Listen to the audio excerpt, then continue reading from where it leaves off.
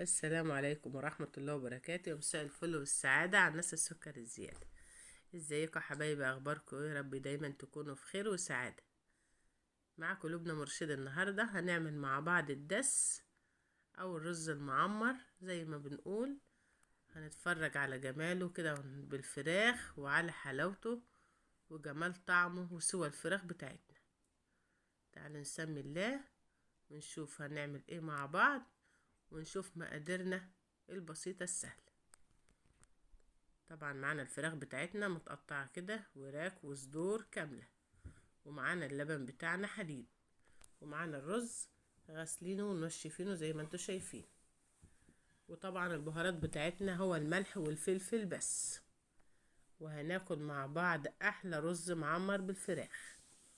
هنجيب البرام بتاعنا، بسم الله كده، زي ما قلت لكم غاسلين الرز بتاعنا. بنجيب شوية رز بساط خالص بنحطهم كده في قعر البرام زي ما انتوا شايفين.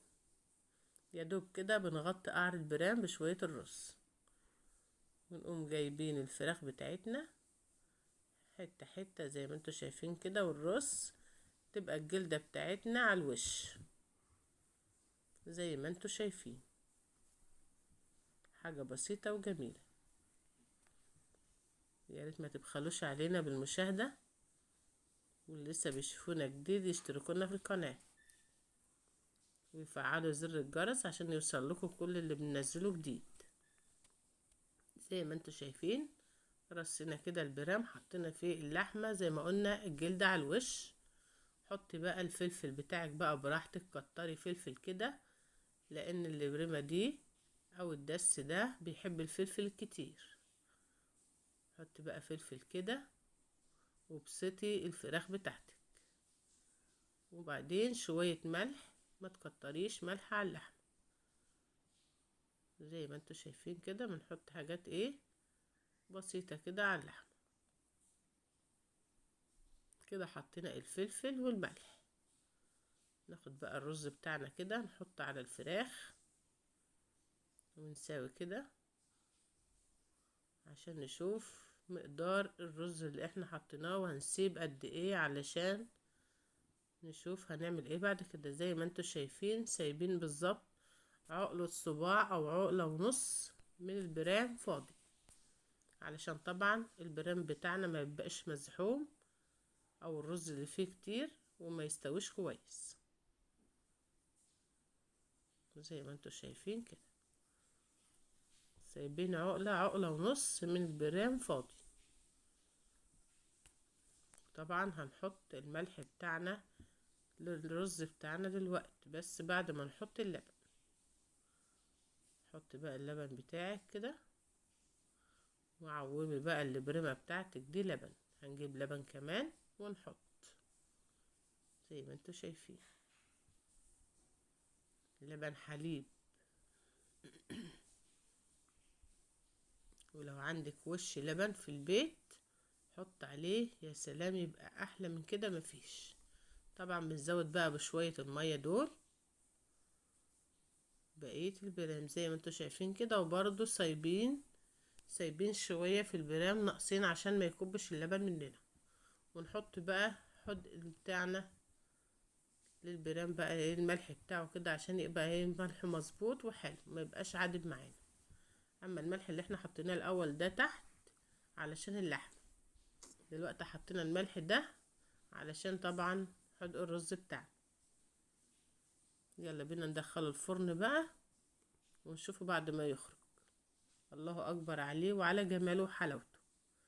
شايفين جمال البرام بتاعنا والرز المعمر الجميل؟ حاجة ولا احلى ولا اجمل من كده. شايفين الوش وجماله عشان طبعا اللبن بخيره.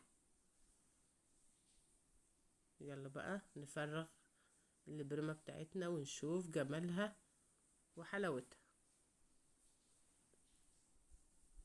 زي ما انتم شايفين بنسلك كده الجناب بالسكينة. نجيب حلتنا نفضي بقى فيها كده. بسم الله، الله اكبر عليه وعلى جماله. الله على شوية الرز اللي تحت اللحمة دول وعلى حلاوتهم وجمالهم. نطلع اللحمة بقى ونكمل تفضية البريمة بتاعتنا.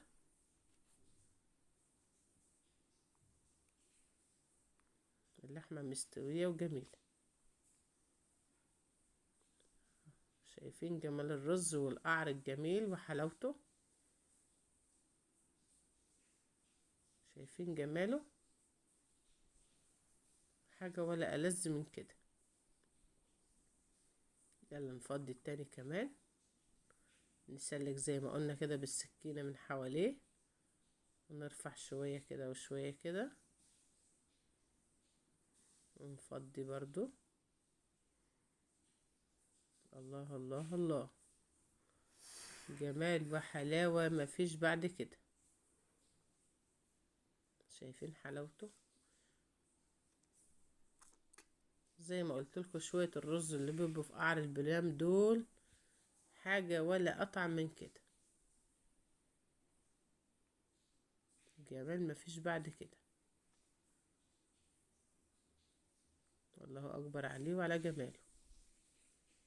طبعا بنفضيه كده في الحلة بتاعتنا، ونقلب بقى كله على بعضه كده زي ما انتوا شايفين، علشان يبقى كله كده ايه، القعر كده مع الرز اللي تحت اللحمة كله واخد في بعضه كده زي الفل.